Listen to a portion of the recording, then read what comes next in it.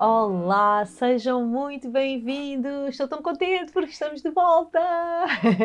Estamos de volta à nave. Estou muito feliz de estar de volta neste cenário lindo, lindo. Quem está a ouvir não está a ver, portanto vão ter que ir ao YouTube ver este cenário lindo que nós temos agora, que para mim é mesmo... Agora é que nós chegamos lá, ao conceito da nave. Estamos no meio do universo, no cosmos, com as estrelas e com convidados maravilhosos. Estou muito feliz de voltar. Tenho recebido muitas mensagens assim ao longo deste tempo. Quando é que volta a nave? Quando é que volta o podcast? Depois estamos de volta e estamos de volta em grande, vocês já vão ver.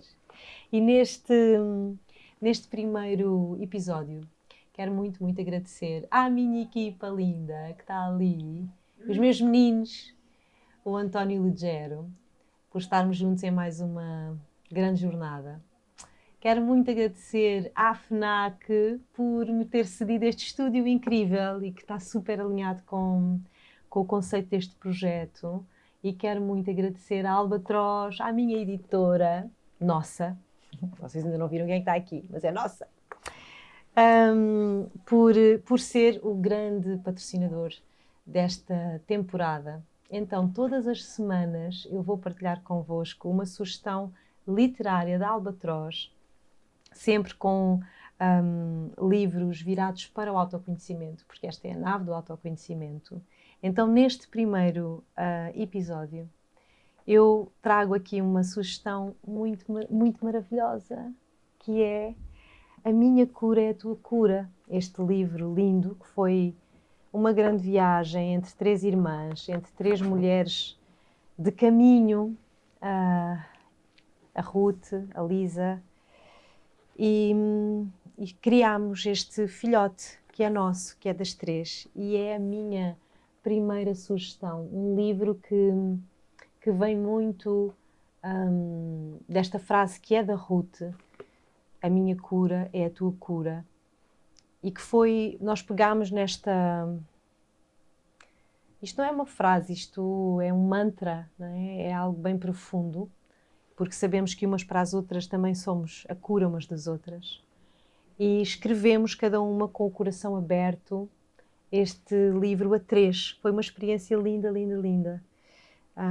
E hoje eu só podia ter aqui uma destas duas grandes irmãs de caminho. E é a Ruth Caldeira. A Ruth, minha irmã. Caramba! Finalmente. Estás aqui na nave, em presença, em pessoa.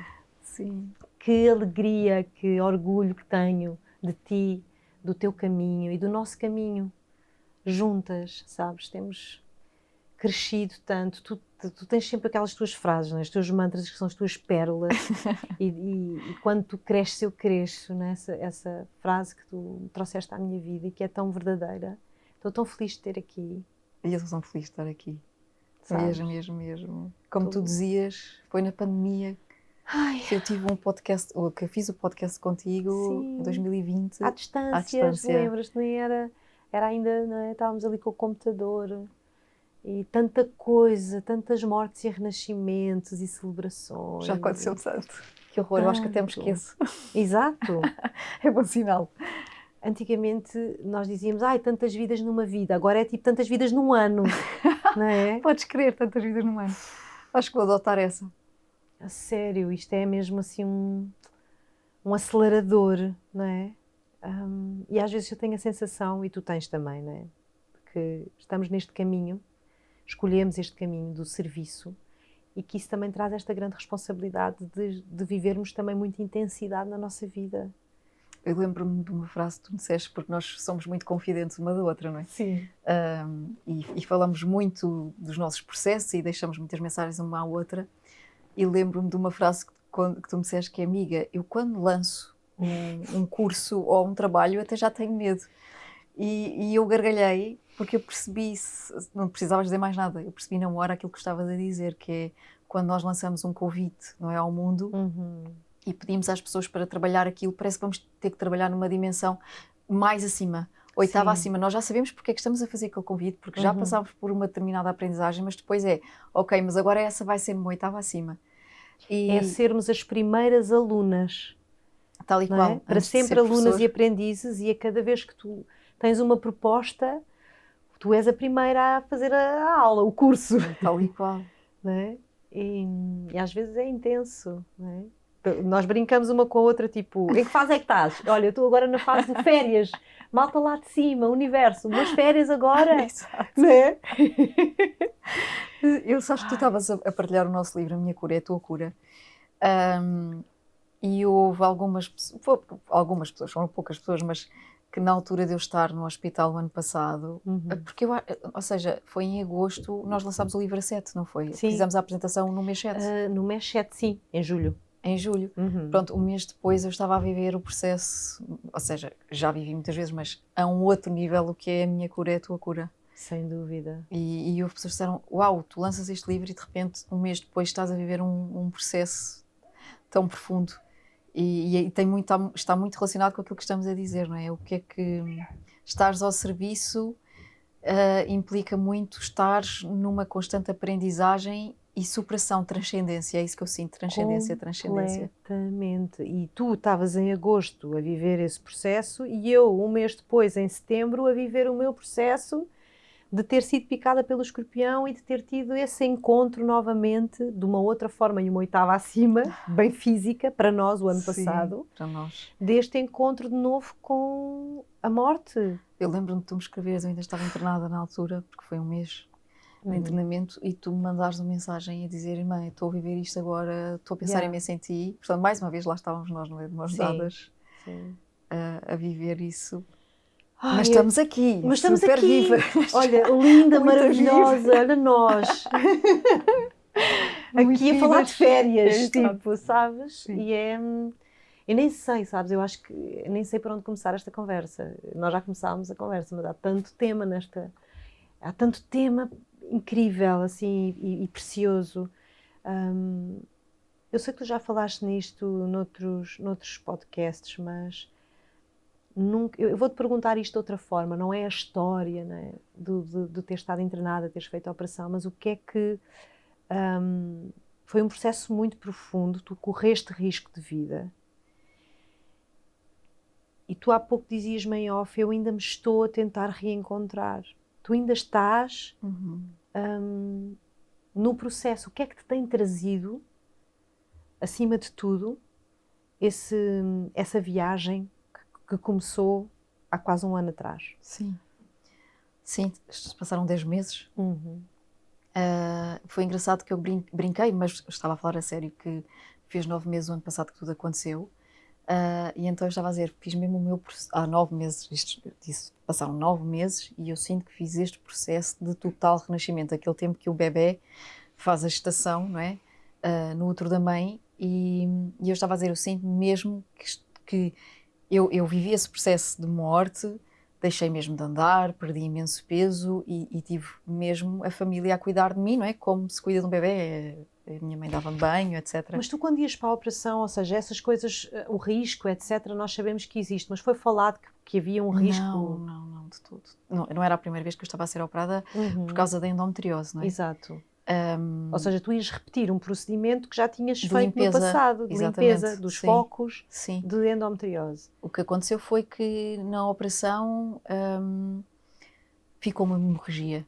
Ficou lá uma hemorragia que não foi detectada e, portanto, acabou a operação. Eu vou para casa ao segundo dia, portanto, eu tive imenso tempo com a hemorragia interna. E eu vou para casa, felizmente para a casa dos meus pais, porque achei que não devia ir logo para a Mação. Felizmente, porque eu quando cheguei ao hospital eu já estava com hemoglobina de 5, portanto já estava entre cá e lá, não é? E recebi 4 transfusões de sangue, portanto vim de Mação, não sei qual era o tempo que eu teria, se calhar não estava aqui. Mas realmente passaram esses 9 meses e eu lembro-me de o mês passado estar a dizer, eu sinto-me nesse processo de gestação e até te disse, eu ainda estou a perceber quem é a Ruth agora. Porque quando tu passas um processo desse, de morte, em que tudo na tua vida... bem, tu sabes isso provavelmente em poucas horas, a vida fica toda em perspectiva, o que é importante, o que é que não é importante. E é tão curioso, porque, olha, ainda hoje, eu fui à minha ribeira fazer a minha meditação, tomar o meu banho, e lembro-me de estar assim a olhar para a natureza e estar precisamente a fazer esta pergunta para mim mesma, que é... quem és tu agora? E ao mesmo tempo, lembro-me de dizer para mim, não tenhas pressa de responder. Porque se eu tiver pressa de responder quem sou eu agora, eu acho que eu vou perder o que me está a ser, o convite que me está a ser feito. Eu vou perder. Na verdade, acho que nós perdemos isso na nossa vida, que é, queremos tanto, se calhar fazer coisas, ser personas que depois nos perdemos realmente na essência. Eu estava a perguntar quem é a Ruth agora, porque olha, havia coisas que, antes disto tudo acontecer, Inês, havia coisas que eu não queria, ou que não me importava, ou que eu não dava valor, ou não sei. Eu não queria, que agora quero. Como havia coisas que eu no passado achava que queria, que agora não quero. Então foi mesmo uma revolução. Não foi, está a ser. Eu sinto aqui uma grande revolução em mim como mulher, como ser humano, como alma também. E para responder à tua pergunta é muito isso. Eu tenho-me perguntado muito quem és tu agora, o que é que tu queres, para onde é que tu queres ir. E há uma mudança a vários níveis, sabes, a vários níveis. E aquilo que eu sinto e que eu senti acima de tudo foi eu não ter pressa para responder a isso. Porque, ou seja, porque se eu tiver pressa, eu não me vou conhecer. Porque nós passamos a vida a conhecer-nos. Eu não acredito que nós somos iguais amanhã. E a transformarmos, a conhecermos e a transformarmos, Sim, não é? eu não acredito que nós somos iguais amanhã, não é? Ninguém é igual amanhã, porque todos os dias há uma morte. Como fazem os modistas, eles chegam à noite e dizem agora vou morrer e amanhã renasce uma nova pessoa, porque este dia já foi, esta experiência já foi. E é muito por aí, então eu sinto que com os meus 40 anos, porque isto aconteceu antes exatamente dos 40 anos, não é? Foi aqui um processo mesmo de morte, porque foram 2 operações em que eu tive em risco. A primeira porque havia uma hemorragia, portanto numa semana foram 2 operações, 3. A segunda foi porque havia a tal hemorragia, 4 transfusões de sangue e 2 dias depois a perfuração do intestino, em que estou com uma septicémia e estou em risco porque havia uma infecção enorme, porque o intestino estava perfurado, então uma infecção não é espalhada pelo corpo. Portanto, houve ali 2 vezes, ou seja, na segunda eu pedi muito, fiz lá os meus rezos e falei muito com o espírito e etc. Apresentaram-se pessoas da minha família, portanto eu sabia que eu estava ali num campo terno. E à terceira senti, antes mesmo de eu saber que ia para o bloco, fisicamente eu percebi que estava numa situação muito delicada, nem sequer sabia o que é que se estava a passar, não sabia que era a perfuração do intestino, mas fisicamente sabia que estava outra vez numa situação muito, muito delicada. Mas estou cá. Foi assim... Sim, e pronto, eu acompanhei-te proximamente na Muito fase em que proximamente, estavas no sim. hospital e é incrível, incrível. Tu tens uma força muito grande dentro de ti, tu sabes, não é? Mas naquela fase em que tu estavas de facto vulnerável, porque estavas fisicamente debilitada e vulnerável, e tu tinhas um centro e um foco nas mensagens que enviavas, nas coisas que escrevias, e eu disse, esta mulher não existe, esquece. Sabes? E eu sinto que isso às vezes é determinante em momentos decisivos. Foi muito determinante, Inês. Eu senti muito Qual isso. é a tua escolha? Eu percebi que tinha que escolher. Yeah. Estava-me a ser dada a escolher. Estou-me a arrepiar, porque me arrepio sempre quando penso nisso, que era, queres ficar ou queres partir? E estava a haver ali uma grande conversa. E eu sabia que tendo que ficar, e querendo ficar, tinha que existir esta tal revolução. E que daí... Não sei bem ainda, porque eu não tenho essa resposta. Já muita coisa está a acontecer, mas alguma coisa, esta Ruth, alguma coisa vai ser diferente. Já está a ser, mas sinto que muito diferente na minha vida a vários níveis. E então estou a dar esse tempo neste renascimento. E precisamos de tempo. O que é que que partes de ti... Porque eu estou-te a fazer esta pergunta porque na experiência que tive o ano passado lá no México também, com a picada do escorpião, foi uma das coisas que me aconteceu nesse processo. Foi um processo vivido muito consciente, não é? Muito conscientemente. Não é? De perceber que o convite era, ok, o que é que tu podes não morrer fisicamente, não é a tua hora, eu sentia isso no meu caso, tipo, não vai ser a minha hora, estou certa que não vai, mas alguma coisa tem que morrer. Ou seja, o convite da vida está a ser este. Então foi o descobrir uma outra camada, uma outra layer de morrer em vida, conscientemente. E a minha pergunta vem neste sentido. Que partes de ti é que tiveram que morrer ali? Ai, que pergunta tão bonita. Eu gosto destas perguntas até porque, claro que eu tive tempo para pensar em muita coisa, ainda o tenho, mas lá principalmente, não é um grande retiro. E esta pergunta é maravilhosa. E, olha, uma das que morreu foi a boazinha. E se há aí perfis de boazinha ou de bonzinhos a ouvir-nos que possa ajudar, não é? Isso eu acho que deve ser o que mais há. Pronto, porque nós... enfim, há aqui é tão subtil às vezes que nós nem nos apercebemos que realmente este sim tão fácil, às vezes é um sim que parece tão fácil e tão rápido, e depois estamos a fechar as portas ao nosso tempo, à nossa preciosidade, e esta alma, né, que precisa deste corpo aqui e precisa de mim centrado em mim. Portanto, a boazinha, e por trás do bonzinho estamos todos a querer ser amados, não é? Estamos todos a querer ser apreciados, e então isso é uma das coisas que eu senti. É para morrer, a boazinha, porque, ok, quem vai gostar, quem não vai gostar, não vai gostar. Agora, a integridade, que é uma coisa que eu sinto muito hoje em dia, a integridade verdadeira, e claro que nós, quando fazemos, estamos com boa intenção, ninguém está a ser o bonzinho ou a boazinha com má intenção, Claro. não é? Porque depois também tenho muito este lado de dar, só que murro na mesa é fundamental. Então eu deixei sair muito cá para fora a leoa, sabes, eu senti... E no hospital aconteceu-me isto muitas vezes, que era, eu até disse esta frase, perante a minha maior fragilidade física, eu senti uma tremenda força vir acima, que é essa leoa que queria rugir e que dava murros na mesa, mesmo perante uma fragilidade física. O que é que eu não quero? Assumir isso. O que é que não é bom para mim? Expressar isso. E não deixar passar limites, porque se calhar também neste nosso mundo de doação, nesta nossa escolha de doação, e ao longo deste tempo, se calhar esta vontade de dar o colo, muitas vezes era fácil eu deixar também que as pessoas passassem os limites, e às tantas já não estava a ajudar, eu estava-me a embrulhar. E às tantas já nem sabias quais eram os teus próprios limites. Exatamente, não é? Porque te confundes e acho que é isso super importante. Portanto, a boazinha, isso para mim foi super importante, foi-se.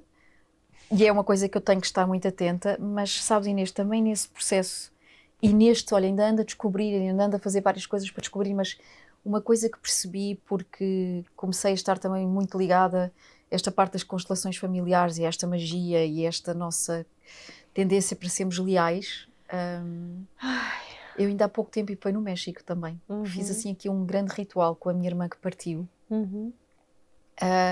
E foi muito engraçado que no livro que eu estou a ler, tu tens o prefácio, deixas ali umas notas no Sim, sim. Essa dor não é tua. Essa dor não é tua. Há lá uma frase no livro muito interessante mesmo. É uma frase, tu estás a fazer perguntas para perceber de onde é que vem algumas situações e padrões que tu vives, não é? De onde é que vem a endometriose? Eu já fiz tanta coisa, porquê ainda isto? E é curioso que no livro pergunta com que idade é que alguma doença se manifestou em ti, se for o caso, e se essa idade onde isso te aconteceu, que foi os meus 18 anos, se alguém da tua família iniciou um processo ou de morte, se morreu ou se ficou doente, etc. E a minha irmã morreu com 18 anos de idade. Ok, foi quando tu descobriste a tua endometriose? Foi quando eu comecei com dores horríveis. Horríveis. Foi exatamente nos meus 18 anos. E eu tive ali congelei e lembro-me de sentir o meu corpo todo, arrepiei-me imenso, porque, na verdade, eu quando estava no hospital e em risco de vida 2 vezes, toda a minha família reviveu um processo de morte, de dor. Tenho uma tia minha que diz que quando a minha mãe liga a dizer a Ruth vai pela 3ª vez ao bloco, a minha tia diz que caiu de joelhos. E disse, eu rezei naquele momento, porque eu pensei, nós vamos perder a Ruth. Como é que é possível? Do mesmo conjunto familiar, não era? O mesmo conjunto familiar, os mesmos pais a viverem a mesma história. Então eu percebi uma parte da Ruth, porque isto depois vai estar ligado a outras coisas que as pessoas possam estar a ouvir, era a culpa de estar viva quando a sua irmã morreu com 18 anos. E a nossa ligação era íntima, era mesmo, sabes, como a expressão do carne e osso. Sim. E quando ela parte, eu sei, e eu senti isso nessa altura, que uma parte de mim se foi também. Na altura, não é uma coisa que eu sinto agora. Eu quero muito viver por inteiro. E, portanto, também eu vi isto, sabes, Inês, foi eu perceber que havia uma culpa que eu nem sabia onde é que ela estava, onde é que ela... era tão subtil e era tão antiga. Isto aconteceu-me com 14 anos de idade, eu estou com 40, Sim. portanto, imagina. Sim. Então eu também tive que ir um processo de culpa, mas qual culpa? Porque é que havia tanta culpa às vezes aqui? Eu não sabia de onde é que ela vinha. E quando me deparo com este livro, que é incrível, e me diz, pensa com 18 anos, não é? E o 18 anos foi precisamente quando a minha irmã partiu. Portanto, eu estava aqui num processo também de lealdade, de tu não viveste, então eu não vivo por inteiro. Eu sacrifico parte da minha energia vital, que é uma das coisas que o livro explica. E eu não quero sacrificar a minha energia vital. Porque uma coisa que eu também senti, respondendo àquilo que me perguntaste, de o que é que tu sentes que morreu, morreu também isso. Eu lembro-me de estar no hospital a dizer assim, eu quero a minha vida por inteiro, porque eu sinto ao mesmo tempo que todas estas coisas aconteciam. Aquilo que tu me dizes, eu tenho a consciência da minha força, eu tenho a consciência da minha força, eu sei que quando eu ponho um mindset eu vou ficar ali e eu vou superar, sabes? Eu lembro-me na terceira operação, quando eu acordo e eu, antes de me porem a dormir, eu fiz este pedido, eu fiz mesmo muito, muito este pedido, por favor, eu quero acordar, e vocês estavam reunidos às 9 da noite, à hora em que eu olho para o relógio, 9 da noite, vão-me pôr a dormir precisamente naquela hora, e eu senti, eu vou ser operada 2 vezes, pela equipa de luz, que eram vocês que estavam a orar por mim em silêncio, e pela equipa, ou seja, eu lembro-me que o meu pedido foi, eu só quero que me acordem, eu só quero que me acordem. E quando acordei com a ostomia. Para quem não sabe, não é? Temos mesmo literalmente o intestino de fora. E temos um saco. No meu caso, felizmente, temporário. E há um momento que eu só posso ter uma visita, estou em cuidados intensivos na altura, acordam-me, e quando me acordam, eu lembro-me que dentro de mim não me interessou nada. Eu tinha sonda, eu tinha algália, eu tinha um saco, um panorama que se calhar outra pessoa diria, que horror! Eu só sei que quando me acordaram, Inês, veio uma sensação dentro de mim, que é isto, que foi muito importante e continua a ser no processo, porque ainda não ficou fechado, não é? Ainda tenho a ostomia, que eu veio uma força que eu disse, eu não morri nestas 3 operações, não, já não me levam. Foi uma certeza, já não me levam. Tudo o que aconteça agora são processos e eu estou cá para os enfrentar. Mas tu sentiste que havia essa questão ancestral de... Quando tu dizes já não me levam, sentiste que estava alguém a querer levar-te? Tens esse feeling? Olha, eu na segunda operação achava eu que já tinha acabado o processo. Quando acordei, isto para quem acredita, mas não importa, mas eu, uma dos momentos em que acordei, aí também estava nos cuidados intensivos, eu acordei porque eu tive o meu avô paterno a falar-me ao ouvido. A voz dele, a presença dele, e depois é uma coisa que tu não consegues explicar, espiritualmente tu só sabes, que era a presença daquele ser. E eu senti a presença dele e lembro-me que fiquei muito mexida, estremeci, e falei com ele no sentido espiritual. Eu sei que eles também estão cá para nos suportar, não é? Para nos ajudar. Mas disse-lhe, não é aí que eu quero estar. Eu não quero estar desse lado. Fui muito assertiva, eu não quero estar desse lado, eu agradeço toda a ajuda, mas não é aí que eu quero estar e não é para aí que eu quero ir. Eu não quero ir para aí. E partilhei isto com o meu pai, curiosamente, não sabia que ia passar por uma terceira operação, coitado do homem. Ainda mais preocupado ficou porque sabia que eu estava a ser visitada por quem já tinha partido. Mas eu senti, Inês, não vamos dizer se é que eu achava que alguém me queria levar, mas eu senti o peso da ancestralidade, porque eu senti muito a minha avó. E fiz um trabalho com a Maria Gurjão, das constelações, e efetivamente senti muita força da minha avó. Mas agora veio este tema da minha irmã. E eu percebi que havia uma grande lealdade para com ela, do género, eu estava-lhe a falhar. Sim. Sim. Mas as lealdades inconscientes são muito sobre isso. Exatamente, eu estava a falhar. Racionalmente não faz sentido, mas não é nesse nível que está a atuar. Exatamente. É no nosso inconsciente. Não é? E estava muito no meu inconsciente. Portanto, uma das coisas que eu também senti morrer e que eu quero que morra, sabes, é esse processo de culpa, de eu estou viva e quero tanto essa vida, sabes? Foi uma das coisas que eu mais repeti, eu quero tanto viver, tanto. Portanto, dizia-te eu, quando acordei, nada disto teve impacto, sabes, Inês, porque foi do género, eu estou viva. Sim. E houve mais coisas que morreram, se calhar agora não me estou a lembrar delas, mas tenho toda uma lista. E levamos tempo, eu acho que levamos bastante tempo até integrar uma experiência assim, né? Tão impactante, né? Que vem mesmo para revolucionar e para pôr as coisas num outro lugar, ou no seu lugar, não sei. Olha, e fazendo aqui uma ponte para uma outra pergunta, claro que isto já foi falado entre nós antes de estarmos a gravar. Tu sentes que o tema da endometriose, da fertilidade, poderá também ter alguma ligação, não sei, com a tua irmã ou com este processo? Ou seja, foi uma coisa. A endometriose é algo muito específico do nosso feminino.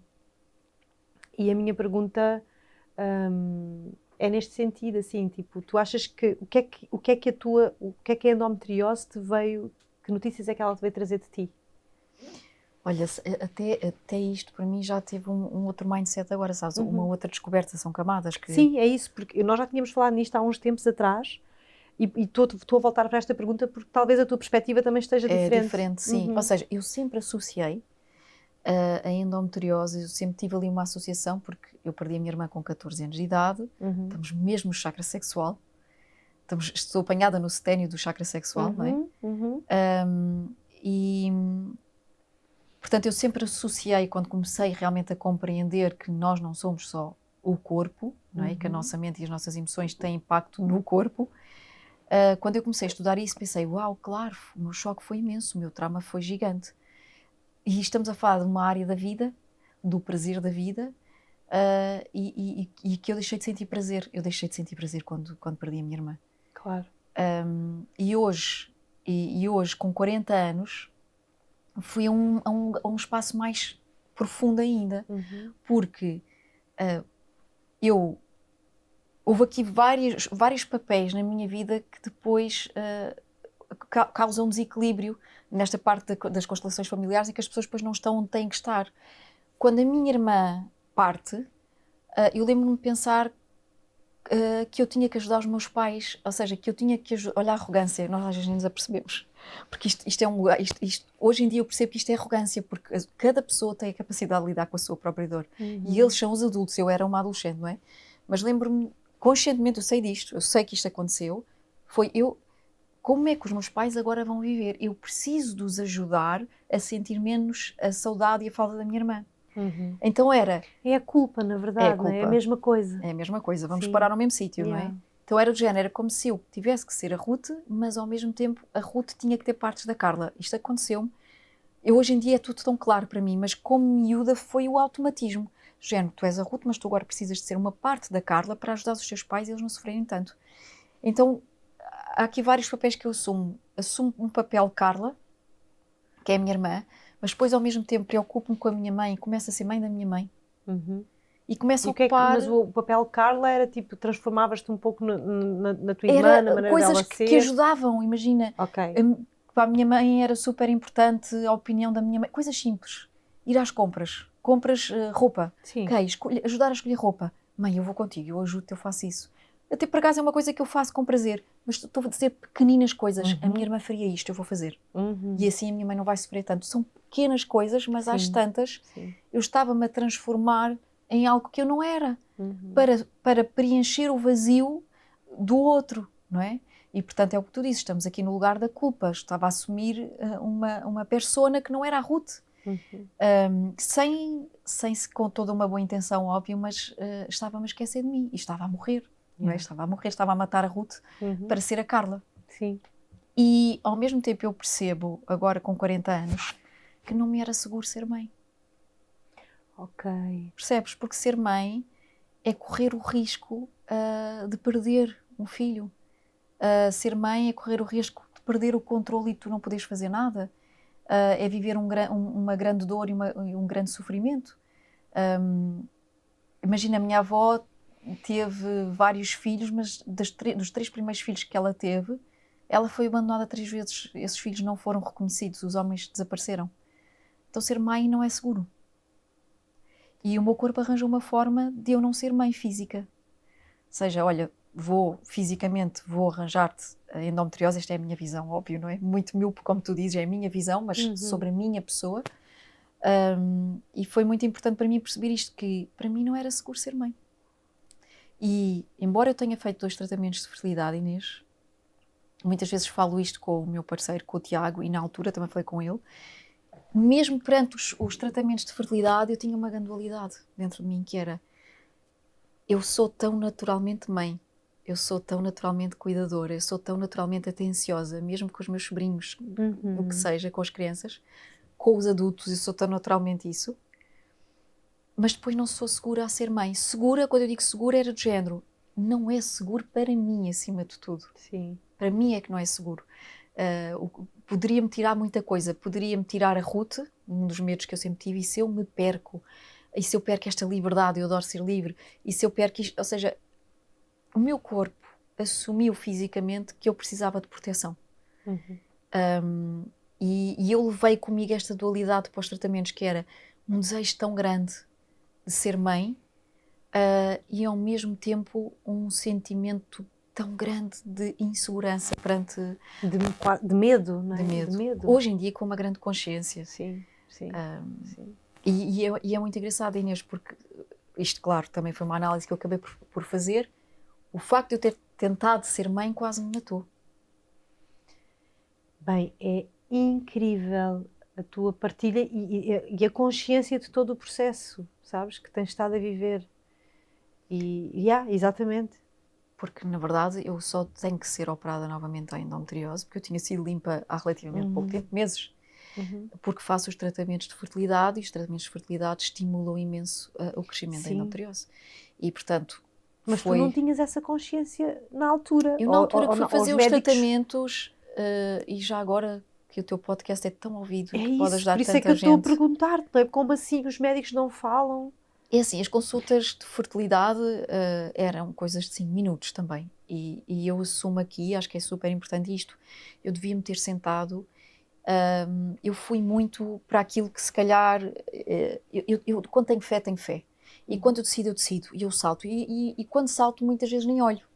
A maior parte das vezes nem olho, é isto. E eu sou impelida por uma força que eu não sei explicar, então eu vou. Sabes, Inês? Mas isto também aprendi muito. Que é do género, quando tu vais fazer algo que vai trabalhar com o teu corpo físico, tu deves saber Tens tudo. que te informar. Eu estou a aprender agora contigo e estás-me a ensinar, porque eu sou muito assim, como tu. Eu quando ponho uma coisa na cabeça, vou e nem... Sabes, para mim, às vezes o sentir pesa 90% e o conhecer e pesquisar... Somos sinestésicas, mas às vezes... Mas tem o seu outro lado, não é? Então também foi uma grande lição, mas estavas a falar disso, não é? Dessa às vezes falta de informação. Sim, eu acho fundamental para os casais, não é? Os casais, porque isto é um processo do casal, não é um processo da mulher. E acho que é mesmo muito importante falarmos sobre isso, não é?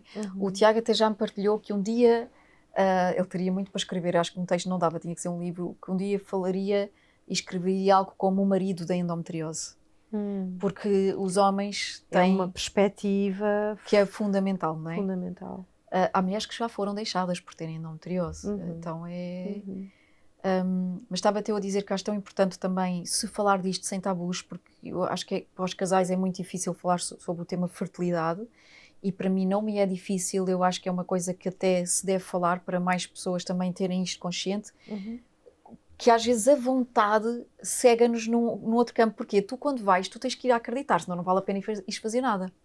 Portanto, eu quando fui fazer os tratamentos fui a acreditar que isto era realmente possível, e essa foi o meu foco, este foi o meu foco, mas era importante eu ir para o outro lado, a pesquisa, o que é que me pode acontecer, sabes? E se calhar eu fui tão firme, vai ser positivo, que eu não esperei que eu fosse perder a qualidade de vida, porque eu antes dos tratamentos eu corria dia sim, dia não, 10 km. Tinha uma atividade física, obviamente que ainda não recuperei, porque agora estou no processo ainda, não é? Mas tinha mesmo uma atividade física, era mesmo muito ativa. E a seguir ao segundo tratamento, eu começo a viver com dores diárias, Inês. Dores diárias que era não dormir durante a noite. Tinha que ir para debaixo do duche porque tinha dores nos rins gigante, ou seja, acabaram por desenvolver quistos que pressionaram de tal maneira os rins que os ureteres ficaram comprometidos, então não havia espaço para filtrar. E tu nessa altura ainda não estavas a perceber o que é que se passava? Eu percebi logo que tinha sido os tratamentos, porque foi imediato. Ou seja, eu não tinha ainda uma confirmação médica, mas foi algo que eu partilhei logo com a minha mãe e com o Tiago, foi eu a seguir ao segundo tratamento, eu disse, eu estou arrasada. Foi muito óbvio.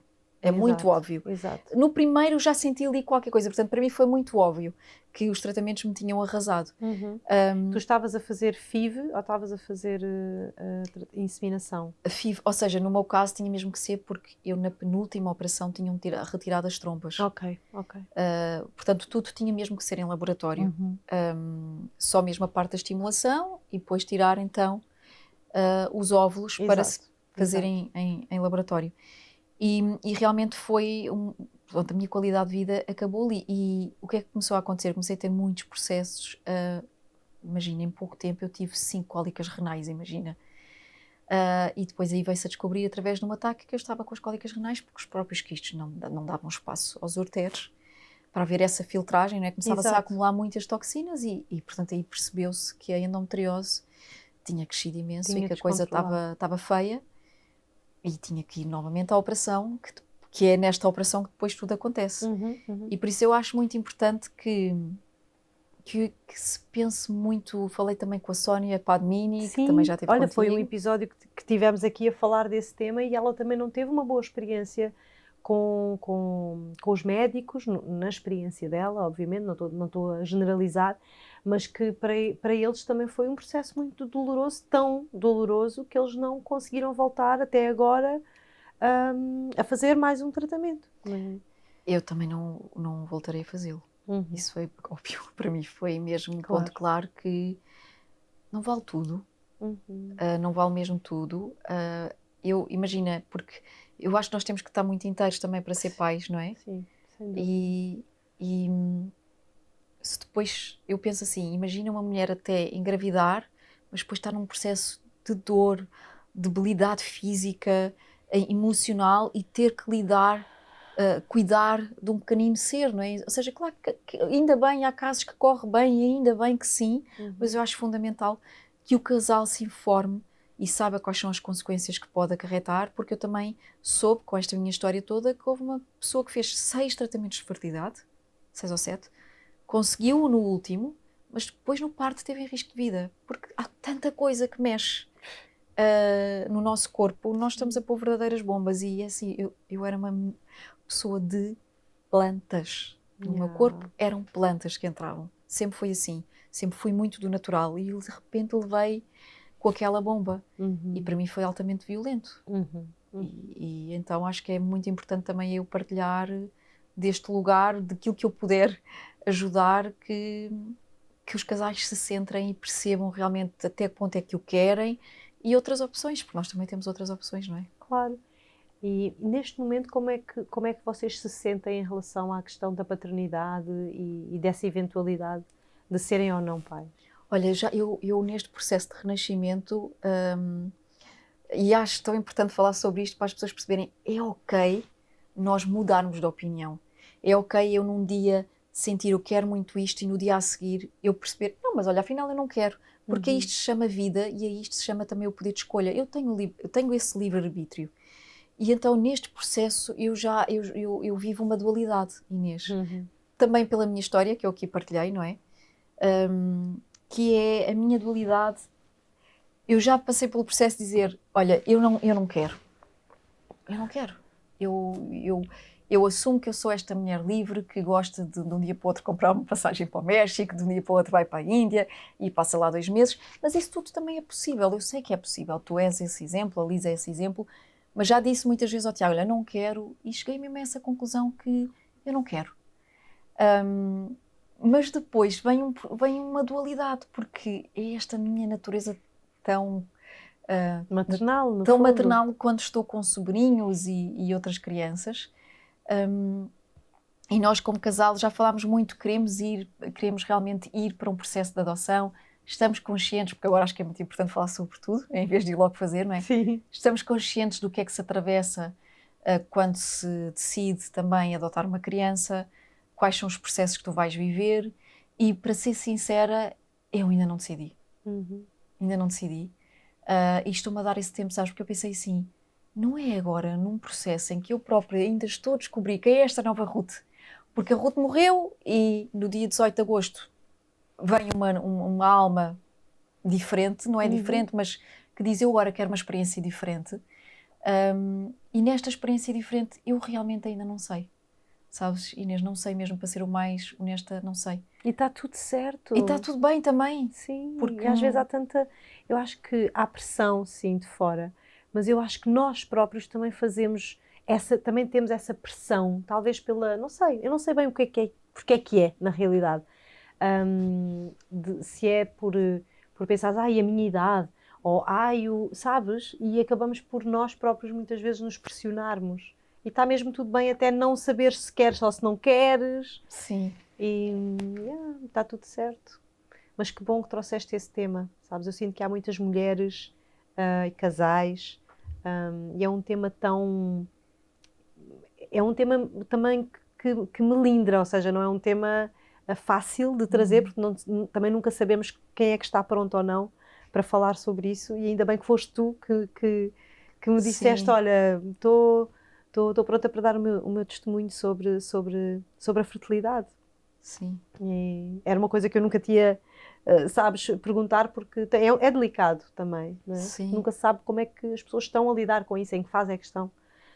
E há fases em que é difícil falar sobre o tema, mas eu, se por acaso, contigo sempre senti que foi uma coisa super tranquila. Sim, olha, mesmo entre família, Sim. eu e o Tiago abertamente falamos do nosso processo, sempre fizemos isso, também trouxemos a conversa para a família, sem que seja uma coisa, um tema de vergonha, sabes? Sentiste vergonha, sentiste menos, porque neste processo, e eu honro-me por isso, eu nunca me senti menos mulher, Inês, e curiosamente nunca me senti infértil. E eu acho que é muito importante, seja para um homem ou para uma mulher, perceber isto, porque a fertilidade tem muito que se lhe diga, e eu já pus tantos filhos no mundo e vou continuar a colocar. Eu sei que da minha fertilidade feminina e da minha energia feminina nasce tanta coisa bonita. Tanta vida. Tanta vida. Até eu pari-me a mim própria, eu tive a capacidade de morrer e de me parir a mim própria, vindo dessa minha fertilidade. Então eu não me sinto uma mulher infértil. Eu sinto que realmente, através da minha história e neste inconsciente, na altura não tinha ainda as bases para poder trabalhar e dizer ao meu corpo, é seguro eu ser fértil fisicamente, é seguro eu ser mãe e eu posso até decidir não ser mãe, ser fértil, não é? Exato. Porque é ok, nós podemos fazer isso. Mas essa também é a minha história, eu vou honrá-la. Eu vou honrá-la, mas uma coisa que eu decidi e que acho muito importante também as pessoas fazerem quando percebem que estão a ser leais, eu tive uma conversa muito bonita com a minha irmã em termos espirituais e disse-lhe, eu estou cá, eu vou honrar a minha vida, porque eu sei que eu estou a libertá-la a ela e estou a libertar-me a mim. Sim. E isto é muito importante, ou seja, com estes 40 anos há uma vivacidade que não acaba. O Tiago é que me diz assim, mas tu agora queres fazer tudo? Mas tipo, quantas coisas é que vais fazer no mesmo dia? Quero fazer tudo o que eu posso. Portanto, há uma vivacidade aqui sabes, a borbulhar. Opa, irmã, eu achei tão importante isso. Eu ainda estou presa no que estavas a dizer há bocado, as mulheres não se sentirem inférteis, não é? Porque há uma coisa de não sou fértil, não posso ter filhos, falta-me alguma coisa, não estou completa. E isso não é real, porque nós somos, até as mulheres que não têm útero por alguma razão tiveram que retirá-lo. Lembro-me, e tenho várias alunas, ou trompas, ou partes das partes. Si, que às vezes, e eu acredito que seja realmente psiquicamente uma ruptura e uma coisa importante que acontece ali, mas é tão importante reeducar para este lugar de tu não ficaste sem essa parte de ti, e energeticamente ela está lá, a energia está lá, e nós somos essa fonte infinita de fertilidade, não é? E damos vida aos nossos sonhos, aos nossos projetos, aos nossos... Tanta coisa. Aliás, todos os dias nós estamos a fertilizar, não é? Os nossos pensamentos são sementes e todos os dias nós estamos a fertilizar. Então, realmente, um homem ou uma mulher que viva essa condição, que eu costumo dizer, só é uma condição se nós sentimos que é uma condição. Sim. Porque a minha condição é estar viva, é viver realmente. E a minha condição é nem sequer achar que tenho condições, sabes? Condicionamentos. Exato. Isso eu acho que é super importante Sem dúvida. e sentir-me inteira. E olha, já agora também aproveito, porque que estamos a falar sobre isso, dizer a mulher ou o homem, porque também temos homens que passam por isso. E tenho a ideia que parece mais difícil para o masculino, esta coisa da fertilidade e que se esconde ainda mais e que se calhar eles falam menos do que as mulheres. Sim, sim, sim. Porque é uma questão... Mexe com as questões todas sociais e culturais da virilidade. Era precisamente isso que eu ia dizer, não é? Ou seja, ali uma questão de insegurança, mas realmente que se sintam altamente férteis, porque o são. E isso é super importante. A vida é um reflexo da nossa fertilidade. Todos os dias a nossa vida é um reflexo da nossa fertilidade. E estava aqui a pensar também nas pessoas que vivem com a ostomia, porque eu depois de ter partilhado... Sim, tu fizeste uma partilha sobre isso incrível e eu acredito que tenhas recebido tanto feedback Sim. Sobre essa condição. Sim. Que eu própria desconhecia e fui estudar um bocadinho com a tua partilha. E achei assim super impactante, não é? Porque as pessoas também às vezes se sentem menos por terem uma determinada... Sentem vergonha. A maior parte das mensagens que eu recebi ou era a pessoa diretamente ou eram familiares. Foram muitos familiares a partilhar que ou o pai ou a filha, porque também, infelizmente, meninas novas com 19 anos, umas pessoas são por cancros, outras por endometriose. Pode haver vários fatores que levam a uma ostomia. Okay. E o feedback que eu estava a ter, alguns diretos, outros realmente dos familiares, era que o condicionamento social, ou não ir à praia, ou não ir para algum lado. Por exemplo, uma filha estava-me a dizer que o pai dizia que isto era uma coisa de idoso e, portanto, se privava mesmo a nível social. E ela estava-me a agradecer porque eu, enquanto jovem, não é, estava a colocar no mundo esta informação e que estava a fazer a minha vida, e faço a minha vida totalmente normal, normal. E vou à praia e fiquei super feliz porque eu tive mulheres a escrever-me que a seguir, que não eram capazes de ir à praia e que a seguir àquilo, ok, eu vou à praia, eu vou fazer isso, eu vou à praia. E isso deixou-me muito feliz. É o poder da partilha desse lugar de verdade. Nós às vezes privamos-nos de partilhar alguma coisa nossa e que é importante e que vai fazer a diferença, nem que faça numa pessoa, já vale a pena, já valeu. Então eu acho que a partilha é sempre a última fase da tua aprendizagem, não é? De todo o percurso que tu fazes. Aliás, esperei 9 meses para partilhar aquela fotografia. Claro, mas no teu tempo. Sim, no meu tempo. No teu tempo, e foi tão importante. Sim, porque acima de tudo, quando eu a partilhasse, tinha que existir uma grande firmeza dentro de mim, do meu próprio processo, ou seja, não era uma partilha heroica, não era uma partilha de vitimização, era uma partilha de um lugar vulnerável, mas ao mesmo tempo de força. Sim. Não é? Dizer, isto acontece, isto é real, isto acontece a muitas pessoas e bora lá falar sobre isto e não te escondas, não deixes de fazer a tua vida, porque efetivamente, Inês, sou a prova vida de que nós podemos viver tudo. E eu fui para o México e eu faço acampamento selvagem, eu faço uma série de coisas. O Tiago está-me sempre a dizer, eu acho-te incrível, eu não sei se eu faria estas coisas. E isso, não, se nós queremos mesmo viver, se eu tivesse, imagina, Inês, 10 meses à espera de uma operação para poder viver, que feche o ciclo, já me tinha morto. Não é? Emocionalmente já me tinha morto. Mas isto para dizer que estávamos a falar da fertilidade e depois passámos para aqui. Para dizer... Deixa-me só complementar uma coisa, porque eu não sei se toda a gente sabe o que é a ostomia. Sim. Então, e há aqui também algumas diferenças. A ostomia é sempre ter o intestino de fora. Há pessoas que têm à direita, como é o meu caso, há quem tem à esquerda. À esquerda são os processos definitivos, ou seja, aquela pessoa vai viver sempre com um saco, em que vai para o saco o conteúdo fecal. À direita, como é o meu caso, são ostomias temporárias, ou seja, elas dependem de um processo de cicatrização do intestino para poder a pessoa voltar ao normal, que é o meu caso. Portanto, eu estou aqui perto de fechar o meu processo e de viver, não é, assim já, e dizer assim, ok, foi uma aprendizagem, mas já passou. Mas uma coisa que eu queria partilhar aqui também nesse processo era, para quem esteja a viver isso, eu acho importante que a pessoa se olhe ao espelho. Eu faço. Imagina, quando eu tive com os 39 quilos, quando não é, tive que encarar mesmo em casa, primeiro a minha reação era esconder-me, era, olha, não te olhes ao espelho porque se calhar isto põe-te de frente com o que tu estás a viver, e faz o seguinte, durante um tempo não te olhes ao espelho e depois, conforme vais estando melhor, vais fazê-lo. Mas não era bom para mim. Se eu fizer, eu estava num escape, eu estava numa fuga. E do que é que eu tinha que fugir? De mim própria. Não era real. Se eu o fizesse, claro que depende de como é que a pessoa está emocionalmente. Se a pessoa sentir que emocionalmente não está capaz, se calhar deve fazer esse período e não ir olhar ao espelho se percebe que perde a força sempre que o faz. Mas no meu caso eu percebi, não, tu deves olhar-te ao espelho e deves encarar-te em cada fase que estás a ver, até porque só assim é que tu vais celebrar cada quilo, porque isto era real. Eu pesava-me e sempre ganhava 1 quilo, eu celebrava, eu ficava super feliz, porque ganha mais 1 quilo, ganha mais 1 quilo. Porque, segundo se diz, é muito difícil ganhar peso com ostomia e eu ganhei já 10 quilos e também foi assim relativamente rápido. Então, uma coisa que eu faço muito é olhar-me ao espelho e perceber e dizer o quanto eu sou bonita, o quanto o meu corpo é bonito. Ele não mudou, o meu corpo não mudou, ele é o que é. E dizer isso para mim, tu continuas a ser... E as pessoas dizerem isto, em vez de nós sermos, porque somos os maiores críticos, eu mudava isto, não é? Se calhar menos aqui, mais acolhi, mais... Somos os maiores críticos, mas devemos trabalhar o oposto, que é esse processo de aceitação e de amor e de enamoramento.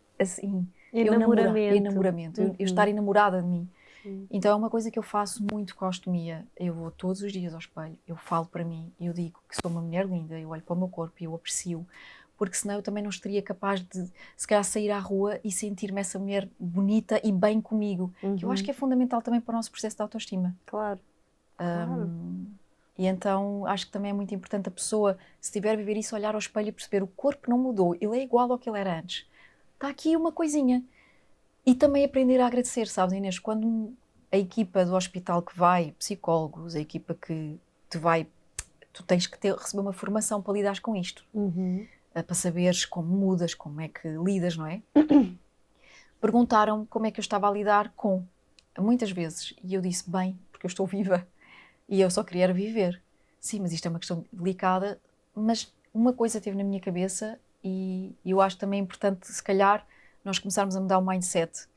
Se não fosse isto, hoje em dia, a ciência é uma arte. Sim. Nós somos todos uns grandes artistas, não é? Ou seja, a ciência é uma arte e tem esta arte de te permitir viver assim. Porque antigamente, quando as pessoas tinham a perfuração do intestino, as pessoas morriam. Não havia esta possibilidade. Não havia a possibilidade de teres uma ostomia e de sobreviveres. Então, também percebermos que é um grande amigo que está aqui a possibilitar-nos estarmos vivos e fazer tudo o resto, tudo pode ser igual. E é um grande amigo, então eu também agradecer, obrigada, porque me ajudaste e ajudas a estar aqui. Acho que isso também é muito importante e a mim, enquanto ser, tem-me ajudado a viver, não é a sobreviver, não é a esperar que a operação venha. Claro que eu estou desejosa, claro que vai ser uma grande celebração para mim, nem imagino a sensação, muitas vezes penso sobre isso. Não, confesso que há momentos que sim, estou farta, que quero, mas agradeço, porque posso estar viva. E isso para mim era o mais importante, sempre. É incrível a tua consciência de tanta coisa, sabes? Eu sinto que este último ano foram muitas vidas no ano, né? Muitos renascimentos no ano. Sim. Olha, e agora, como é que é lá em Mação a tua vida, né? Eu sinto que também isso mudou muito, tanto para ti como para mim, desde o ano passado, em relação àquilo que entregamos, ao tempo que dedicamos a nós. Como é que é a tua vida no campo agora? Tu estás maravilhada, obviamente, mas mudou também a tua percepção depois de tudo o que viveste em agosto do ano passado? Mudou. Eu estou um furacão. Eu sinto que eu estou um furacão, sabes? Coitado do Tiago, eu acho que ele às vezes deve estar a precisar de meditar em triplo, porque ele de repente entrou em um furacão por ali dentro, que é, eu adoro o campo. Na verdade, aquilo realmente é um retiro automático. E é um prazer receber lá pessoas, porque realmente a natureza ali faz o seu papel. Mas eu tenho momentos que não me apetece nada estar ali. Tenho momentos que me apetece pegar no carro e vir E vir para Lisboa. E vir para Lisboa, e vir fazer um ecstatic dance, e vir fazer os yogas no yoga em vários sítios aqui que há em Lisboa, não é? E vir fazer yoga na praia também. Ou seja, eu tenho momentos que é muito bom, mas tenho momentos que eu digo assim, olha, já chegou o meu retiro, agora vou-me retirar daqui. Adoro. Sério, para ser mesmo sincera, porquê? Porque sinto mesmo a vida a correr-me nas guerras e então é do género, tá bom, adorei meditar, ai, mas agora preciso de dança, por exemplo, sabes? Mas isso também é ótimo, porque é tão interessante como é que a vida nos ensina tanto. Que é isto que é, eu e o Tiago tínhamos esta visualização que não deixa de ser linda e este sonho de ir para a terra, viver da terra. Ainda hoje fomos escolher os nossos próprios pepinos, isso é uma coisa maravilhosa, não é? E isso é extraordinário. E essa calma, essa tranquilidade é uau, é uma qualidade de vida que cedo de manhã vamos tomar o nosso banho, vamos trabalhar, ao almoço podemos ir dar os nossos mergulhos, porque não há trânsito, porque tens todo esse tempo. Isso é uau, uau, uau. Mas é tão bonito que nessa minha experiência de retirar e de viver nessa tranquilidade, passei a dar mais valor ao caos, sabes? Então dizer assim, olha, é isto que é interessante, que é a vida, que é do género, queres tanto isto e isto continua a ser bonito, mas isto também é tão bom. Exato. E é encontrares qual é que é a tua medida, a dose certa. Para mim, eu também sinto muito isso. Não é? A gente vive na praia, não é no campo, mas é na praia, e há dias que eu digo, pá, agora apetece-me ir a Lisboa e fazer um programa em Lisboa, convidar os meus amigos, ir para a confusão, ir jantar e teres a tua dose certa, porque eu sei que a minha dose certa é vir, desfrutar, estar e depois voltar. Que sabe muito bem. Que é voltar àquilo que me equilibra e que me faz sentido para o meu dia-a-dia. Ou seja, o meu dia-a-dia... aliás, eu quando venho aqui gravar, chego ali ao eixo norte-sul e penso... Caraças, ainda bem que eu não moro aqui. Não, nada isso eu também pensei. Nada hoje contra, pensei mas é saber qual é que é o teu lugar e qual é que é a tua medida, né? As tuas medidas. Não, agora eu preciso de um bocadinho, de uma pitada disto. Sim, até porque nós ali estamos a abrir caminho, não é? Uma aldeia. Sim. Uma aldeia em que eu e o Tiago somos quase os mais jovens. Exagerando um bocadinho, mas não exagerando, na verdade. Sim, sim. E nós estamos ali a abrir caminho com um grande sentido de missão e de fé. Estamos sempre a dizer que queremos transformar aquela aldeia na aldeia do yoga. E é preciso realmente ali muita fé e muita resiliência, mas estamos nós. Exato. Não é? Os meus amigos e a minha família está aqui. Portanto, esse equilíbrio é fundamental. É muito importante para mim também. Que maravilha. Olha, e agora só para fecharmos em bom, já sei que vais, ou estás neste momento, já deves estar neste momento que está aí para o ar, a lançar a vossa formação, a vossa formação da vossa escola, o core da vossa escola, core, que é a formação de yoga e meditação. Sim. E conta-nos tudo o que puderes. Olha, para já isso foi uma emoção gigante, porque nós estamos há 3 anos, desde que fomos para ali. Desde a pandemia, não é? Desde a pandemia, ou seja, demos o nosso, em Sintra, demos a última formação, o IMTT, que é Yoga and Meditation Teacher Training. E desde então estávamos a sonhar que teríamos a escola, ingênuos, totalmente ingênuos, achávamos que as obras ficavam feitas em meio ano. Passaram 3 anos, não é? Ainda há tanto trabalho ali, mas passaram-se 3 anos e finalmente, pelas mãos do Tiago, feito o Shala, a parte do dome é encomendada, não é? Mas ali toda aquela madeira, aquela estrutura linda, feita pelo Tiago, e finalmente vamos arrancar com o nosso curso em novembro, com um grande presente. Olha, vou revelar aqui, porque eu só estou a revelar bem mais pessoas na lista, que é, decidimos que vamos fazer certificação na Índia, ou seja, as pessoas fazem todos estes 5 meses connosco. E depois vão lá. E depois vamos à Índia e certificamos, fazemos um retiro de uma semana lá com os alunos, fazemos uma grande celebração e certificamos os alunos em Rishikesh, que é o berço do yoga, não é? E então vai ser aqui muito intenso. Valeu a pena esperar. Lindo. Sim, valeu a pena, porque olha, tivemos 3 anos para sonhar. E sonhámos grande, porque vai ser um retiro dado em modo imersivo, ou seja, os alunos sempre que vêm vão ficar em modo retiro para viverem mesmo aquilo que é o yoga e a meditação. Portanto, e são 2 certificações numa. Vão, dormem, comem, ficam numa total bolha e só quando terminar é que vão para casa. E depois vão viver isso em Rishikesh. Portanto, vai ser assim uma grande jornada. Incrível, estou tão feliz por ti. Também e por vocês, na verdade, não é? Tanta coisa que está a nascer, verdade. dessa fertilidade. Podes crer. Não é? Que és e que somos todos. Sim. E é uma grande fertilidade da nossa escola este curso, porque estudámos tanto, não é, para chegar aqui, para formar. Claro. E vai ser muito emotivo ver, quando eu e o Tiago falamos sobre isto, sentimos-nos emotivos, que é ver os alunos entrarem na nossa escola, feita ali. Exato. Na vossa casa, Na não é? nossa casa, no vosso sim. espaço. Na nossa quintinha. Vai ser lindo. Olha, meu amor, Obrigada, Inês. Obrigada, foi um mesmo prazer. uma grande viagem. Verdade. Tu és uma grande viagem, na verdade. Nós somos. Obrigada por me receberes na tua nave. Que bom que foi este regresso. Sim, Já viste? É mesmo um grande regresso. Tu trouxeste também o renascimento deste projeto. Olha, que Então, honra, e que yeah, honra, e que honra. Não podia ser de outra Olha, forma. e que lindo, as pessoas têm que saber isto, nós temos um alinhamento uma com a outra. Tu mandas uma mensagem, vais-me convidar para o podcast e escrevemos as duas ao mesmo tempo. Ao mesmo tempo, isto aconteceu assim. Uau. Tipo, queríamos estar juntas, estás a ver? E eu estava a escrever, ela estava a escrever para mim ao mesmo tempo. E a frase sai Foi ao mesmo lindo. tempo, que é, eu digo, olha, eu acho que quero ir ao teu podcast e tu escreves, queria-te convidar para vires à minha próxima temporada e depois pusemos os bonecos a rir de género lado ao mesmo tempo, foi lindo. É muito assim também, é muito assim que as coisas acontecem connosco. Sim. Olha, foi um prazer, Meu amor, Inês, gratidão. obrigada. Gratidão mesmo.